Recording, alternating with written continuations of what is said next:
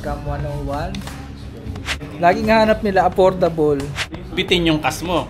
Mas malayo yun sa kanya. Yung mga components niya mas matibay. Pero gumagamit ng science yun. So ganun din tayo dapat sa angling combination ng power at saka nung length ng rod. Maganda sundan yan. Kasi yan yung recommended. Tsaka yan yung tested. Mapapamura ka. Nandito ako ngayon sa bagong fishing villa. So ang address na to, number 84, Malakas Street, Barangay Central, Quezon City. So ito yun guys. So nasa second floor pa rin sila, katulad doon sa lumang shop. Kaya tayo, alamin natin kung ano ba yung tamang pang beginner talaga. Tanong natin kay Sir Bogs kasi pag ako nag-explain sa inyo, baka di nyo ako paniwalaan. So ito yung fishing villa guys. And boom!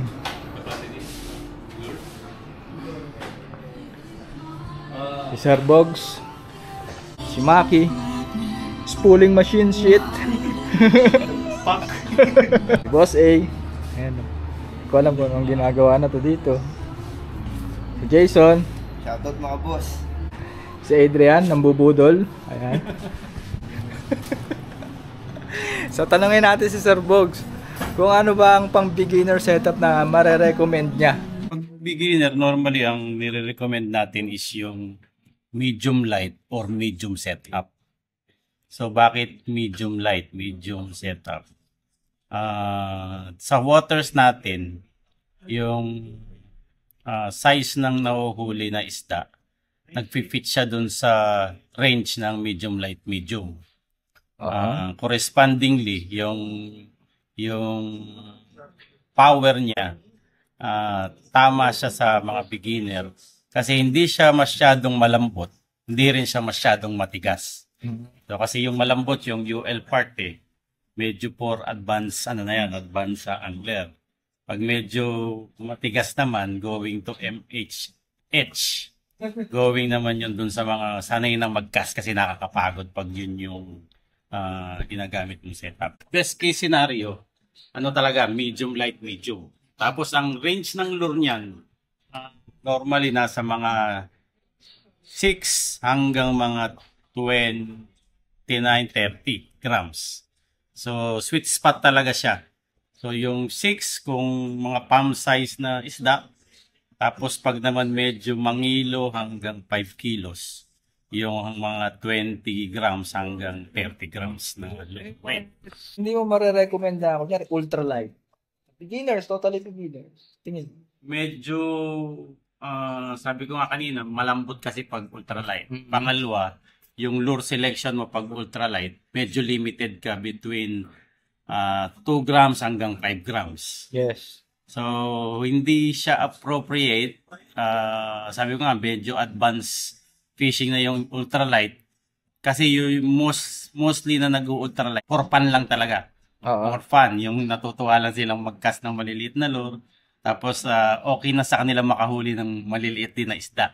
Which is ang target talaga maliliit. So, yung UL, adjing, maliliit lang talagang isda yung target niyan. So, kung beginner ka, medyo gusto mo rin makahuli ng medyo malaki Tama. So, hindi siya masyadong appropriate sa beginner. Okay? So, in terms of rin yan, pagdating naman sa length, kagandahan din yung range ni medium light medium kasi nagbabari yan from 7 feet hanggang 9 feet. So, depende dun sa location mo. Pag medyo sandy beach at kailangan mo malayo yung cast, may puwersa ka para makapag-cast na malayo, pupunta ka dun sa mas mahabang rod. Pag medyo naman gusto mo is maiksi, kasi pag medyo mahaba, medyo mahirap i-cast. Pupunta ka naman sa 7 feet, 7.6 hanggang 8. So, mamimili ka ano yung mag-work sa'yo best. Sige Sir Bogs, kung ikaw magre-recommend talaga, anong brand ang kukunin mong rod? Normally, hindi, rin yan budget conscious din muna Ayaw pa pag-commit. Kasi baka eventually hindi magustuhan yung doon muna tayo sa budget friendly. Sige nga. Which is marami naman tayong option. Tama si Sir Bogs kasi lahat na nagtatanong sa akin sa message, laging hanap nila affordable. Sa bagay, kung ako, dati rin ako eh, hindi naman ako bibili basta-basta ng sobrang mahal. And hindi ko pa rin sigurado sa sarili ko na magugustuhan ko ba tong hobby na to. So, affordable. Ito.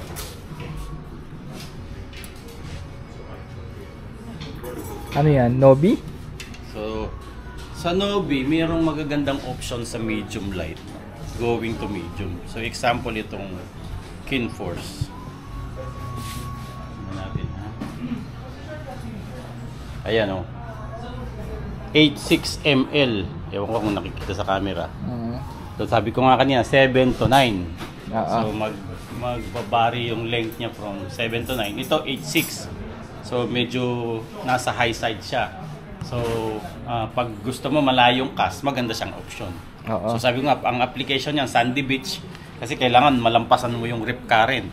Kasi hindi masyadong mananabi yung isda eh. Nandun siya sa medyo may konting lalim. So, kailangan malampasan mo yung rip current. Para malampasan mo yan, mas mahabang rod ang kailangan mo. Okay? O kaya naman, pag may katabi ka na medyo mahaba yung rod, bitin yung cast mo. Mas malayo yun sa kanya. Dihado ka sa kanya. So, kailangan masabayan mo siya. Otherwise, siya ang kakagatan, hindi ikaw. Kasi talong-talo ka sa casting distance. Okay? Ngayon, malawak din yung range ng mga brands pagdating sa fishing rod. So, sabi ko, pang beginner na affordable. Ngayon, kung gusto mo namang mag-commit na, sabi mo, siseryosohin ko naman yung fishing eh. Pupunta ka na dun sa mid-range or going to high-end na segment. Marami ding option. And the more na pumupunta ka sa range na yon, mas gumagaan yung blank, mas gumaganda yung components.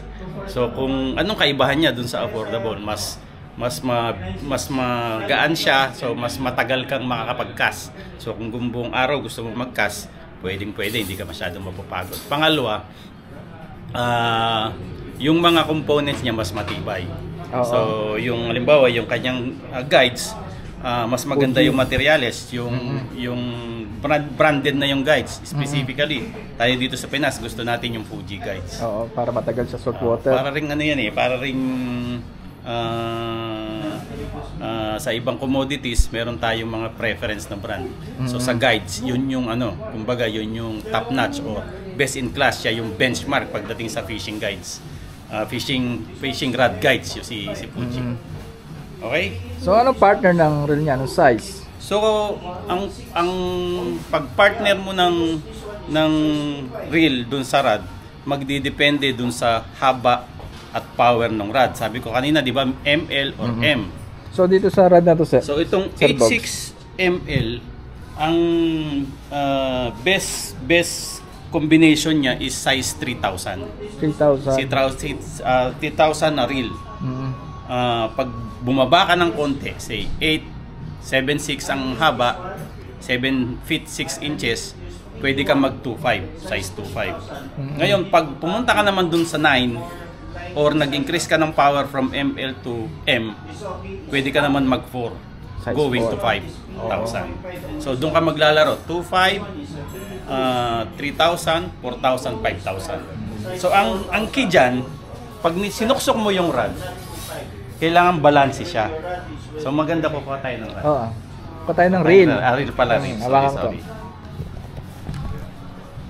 Ayan guys, makinig kayo mabuti. Napaka solido ng tips na to para sa beginners. Adrian, size 3,000 dyan. Size 3,000. Ito yung Stella. Ano ba size yan? 3,000. Kahit anong 3,000 dyan. Kailangan lang natin, demo natin yung weight. Wow, bagay ba yan dyan sa Nobi? So, di ba, nagtanong si Ed, maganda nung very valid yung tanong niya. Kung anong size. So, walang direct good answer dun eh. Magbabari talaga siya dun sa power, combination ng power at saka nung length ng rod. But ang rule of thumb, kailangan balance siya. Lagi mo maririnig yung balance. Ngayon, paano mo matitingnan yung balance siya? So, titingnan mo siya dyan. So, tingnan mo to ha. Kung 3,000, medyo alangan siya. Oh. Hindi kasi Sir Box, Steel high-end siya. to eh. Kahit na, kahit na. Kahit na? So, kasi, ano siya eh, ang importante, i-balance mo yung reel mo at saka yung rod. Oo, di baling kahit high-end, kahit Oo. portable. So, hindi balance yan. So, yan, oh, medyo on the, ano siya, on the, yung tip niya mas mabigat. Okay? Ngayon, ano bang consequence pag di siya balance eh? Di ba? Ang magandang example dito, nakikita nyo ba yung nagtataho? Di ba yung pag nagtataho, pag binubuhat niya yung taho niya, yung kawayan, tsaka yung dalawang taho, wala siya sa gitna. Kasi mas mabigat yung nasa dulo, ay mas magaan yung nasa dulo kaysa dun sa ano. Ang effect, ang impact niya, hindi siya masyadong napapagod. Diba? So kahit maghapon naglalakad siya, hindi siya napapagod. Ganon din sa fishing. Pag balance yung gear mo, pag hawak mo siya, parang ano ka, effortless siya. Swabe siya. So palitan natin ng medyo mas malaki. Adrian, bigyan mo ko ng 4,000. Hindi, wag yung Stella, yung ano medyo... Ako pa tayo dito. Yung medyo mabigat. Sobrang gaan ng Stella. So yun guys, ang ganda ng explanation ni Sir Box, diba? Na-amaze ako kahit ang tagal ko na sa fishing. Na-amaze ako. So nagpalit ako ng brand. So anong size yan? 3,000 pa rin siya, pero tingin ko medyo ano pa rin to. Hindi pa rin balance eh. Oh, pero tingnan nyo, hindi na siya ganun ka-worse nung kanina. Medyo leaning ano na lang siya ng kaunti. Okay? So ang best case scenario, ito actually pwede na to. Pero ang mas maganda ganun talaga siya kasi dito ang hawak mo eh. Pag nagano ka ng ano, dito ang hawak mo pag nag-cast ka. So mapapansin mo yan, pag hawak mo yung rod with the reel, pag hawak mo siya at nag-cast ka, timbang talaga yung ano, parang ang humahawak equilibrium. Nandun ka sa center of gravity ng rod at reel setup. So in essence, or in effect, hindi mo ramdam yung weight. So klaro hindi mo ramdam yung weight. Yun yung science niya. So, bigyan natin si Etet. Lagyan natin talaga siya ng balance. Like, ako na kukuha ng balance. Ano yan? Sahara? Yan, pwede. 4,000 na yan. Hindi, mabigat siya. Baka naman tumungo. Ayos na to. Tingin ko ayos na to. Tingin ko ayos na yan. I will put na. Okay, yeah, okay. Sir Casey, ano ko tuloy kayo? Bukas na kami pwede. Diba? Yan, nag-balance na siya. Ngayon, babalansi pa yan kasi lalagyan mo pa siya ng tali. So pag nilagyan mo ng tali, mag-a-add sa weight yun, babalansi na yan. So, medium light yan? Medium light. Medium light. Ayan o, tignan nyo, medyo ano na siya. Basta first week, Flat na siya. Kita nyo, horizontal na siya. Dali mo na lahat ng armor. Diba? Parang yung timbangan ng palay. Diba? So, guys, kung tandaan nyo lang yung principle nung magtataho. Kasi magtataho, nakikita nyo, magtataho lang yun pero gumagamit ng science yun. So, ganun din tayo dapat sa angling community, gagamit din tayo ng science. So, ulitin ko, combination siya nung different factors. Haba ng rod, power ng rod, tapos yung size ng reel. So walang tamang combination, kailangan talaga ipivot mo siya. Kaya kami pag may nagpapa-setup sa amin, ikakasa talaga namin siya para makita yung feel at saka makita yung balance. So mali pala ako kasi pag may nagtatanong sa akin, sabi ko pag ultralight, nire-recommend ko size 500 to size 1000, pwede rin yung 2000 basta shallow. Pag light to medium light, automatic yun, size 2,000 to 3,000. Minsan gitna, 2,500. Pero depende pala yan sa brand. Kasi, pag mumurahin, tulad ng Nobi, medyo may kabigatan, ipapartner mo sa medyo mid-end na branded na reel, magaan. So, hindi siya magbabalance. So, ang ganda nung pagkaka-explain mo. Kasi, yung rod, kahit magkakapareho siya ng power, halimbawa, kung ML, kahit parehas siya ng length, magbabari pa rin siya kasi iba-iba yung component. So, halimbawa to, iba yung bigat ng grip niya. Itong grip niya rito, yung grip niya dito. Iba rin yung bigat ng guides. So, kung mas magaan yung guides, mas magaan yung grip, magbabago yung ano, di ba? Yung combination ng tatlo. Mag-example tayo, ha? Sige. tumama ako sa tanong. Si Adrian dito, hindi mapailaw yung estante. Kung ilaw na ba? Nga, patay mo nga. Makita natin sa video. Ayos Ayos parang manok ka. Papapisahin. Lagyan mo itlog. O ba nagbabantay ka? Ito. Balik tayo kay Sir Box, guys. Ito, Yamaga. Ay, yan na. Ayan. Yamaga. Yamaga, medyo nasa top-notch class na to. Mm-hmm. Si Yamaga, kung titingnan nyo siya, one of the brands na hindi siya naglalagay ng power. Yung power yan yung UL, L, MLM. Okay? Yung kasing power, meron siyang global standard kung ano yung range ng lure, ano yung range ng line na appropriate for that rod. Okay? Ngayon si Yamaga, maganda yung blanks niya. Ang ganong blanks niya. Tapos meron siyang konting stiffness kukumpara mo dun sa ibang blanks. Ngayon, yung kanyang power, tumatalon siya between different or two powers. So example, itong rod na to, tumatalon siya sa L papuntang ML. So tingnan nyo, 8.5. Anong lure weight niya? 3 to 21. So si UL, sabi ko kanina, nagre-range yan 1 to 6. So siya 3 grams.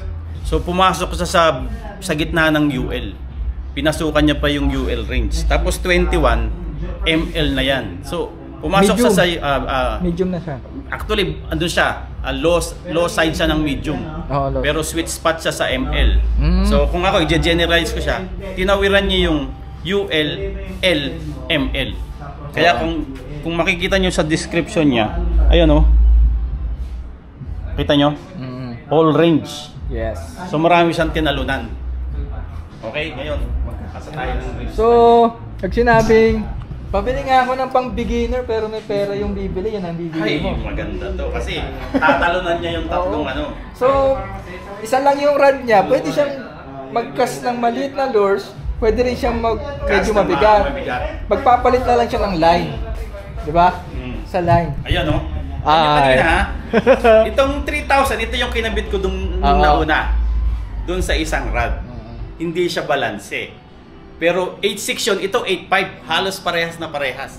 Pero tingnan nyo dito, balanse siya. Oo. Nice. Diba? Ganda. Parang ano yun, nakita ko kay Boss A yan eh. Oo. So ako yung medyo mas similar yung lure range. Yung sa akin na mas mahabang konti, ako yung gamit ko yung 9.3. Tapos ang pares ko rin sa kanya size 3,000. Okay, so malinaw yung explanation. Ngayon, sabi ni Etet, kung may budget din naman, mas maganda pumunta ka na dito. Kasi mapapamura ka. Mura na budget ha. Hindi mura na ginagawa ni Etet lagi ha. So, yung iba kasi, siyempre, medyo hesitant pa na mag-invest. Pero pag magugustuhan, doon din pupunta. Ako, galing din ako doon. Madami rin akong biniling nandun sa mga low end na segment. At eventually, hindi mo na siya magagamit. Siyempre, pag nakahawa ka ng ganyan, wala na. Ito na lang dadalhin mo. So, kung bibili ako ng low end, meron akong L, meron akong ML, meron pa akong M. Eh kung ito, baka isa lang ang kailangan mo. Oo, kasi all range eh. Oo. So, tapos yung lure selection, dala mo na rin lahat. So, pagpunta mo sa fishing spot, marami kang option. So, kung tatanungin nyo naman, hindi ba pwedeng i-cast yung magaan na lure dun sa kanina? Pwede naman. Kaya lang, hindi mo maatin yung magandang casting distance. Kasi mabigat yung rod, mabigat yung reel, hindi mo makakas yung maliit na lure. Or makas mo man siya, medyo malapit lang. Hindi naman, diyan lang sa tapat yan. Ngayon naman, punta naman sa high side, pag hinagisa mo naman siya ng mas mabigat, hindi kakayanin ng blank. Medyo masyado na siyang nagbe-bend. Kasi masyado siyang nagbe-bend. Ngayon, merong risk na mabali yung rod mo pag medyo mabigat na yung. So dapat lagi susundin yung nakasulat. Yung nakasulat diyan na lure tsaka line line poundage, maganda sundan yan. Kasi yan yung recommended, tsaka yan yung tested dun sa rod blank na yan. Oo. So, kung marunong ka ng at medyo advanced ka na sa casting, pwede ka namang pwede kang Sumobra na konti. sumobra or mas mababa. Pero mas to be safe, punta ka dun sa nire-recommend ng rod. Okay. So yun. Okay. Sagot na lahat So ngayon, yung kanyang hinawakan na Sir Bog, hahanapan ko ng kapart na nagtitimbang talaga. Yan ang gagawin natin. Saka yung presyo kung magkano. Yan, nasa magkano yan? Ito, pag itong Yan, partner na yan. Saka itong rod na to, mga 60, ganun. Mga 60. Yung kanina, baka naman sabihin nyo, mahal naman yan. O dun sa pumunta tayo dun sa kanina. Oo. Yung kanina, alam nyo ba magkano lang yun? Magkano? Magpe-play around, lang yun, 4-5K. Oo. So, Sa 4 to 5K, pares pang beginner, saka pang newbie. Isang 60K, isang tig 5K. Ayos na yun. Siguro bubuo na lang tayo ng yung kung ako talaga bibili. magpakita ka ng different Oo. combination. Ganun na lang. So yun, thank you so much Sir Bogs. Anytime. So, pag may question, sige, sabihin nyo lang kay Eter. Sasagutin natin yan. Lalagyan natin ng magandang explanation. With science, with science. Okay, salamat. Okay. So guys, timbangin na natin, i-balance na natin tong Nobikin Force na medium light. So, 2,500 pesos siya. So, ito ang affordable natin. Medium light. So, bali. Ibabalance natin to. So, siguro diyan ka na muna. Ang balance diyan, gantong reel. Ito Shimano. Ito affordable din to eh. So, size 2,000.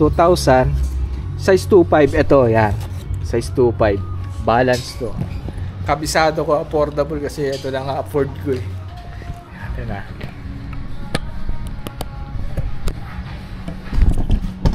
Yan. Okay, di ba behind the light? Yan.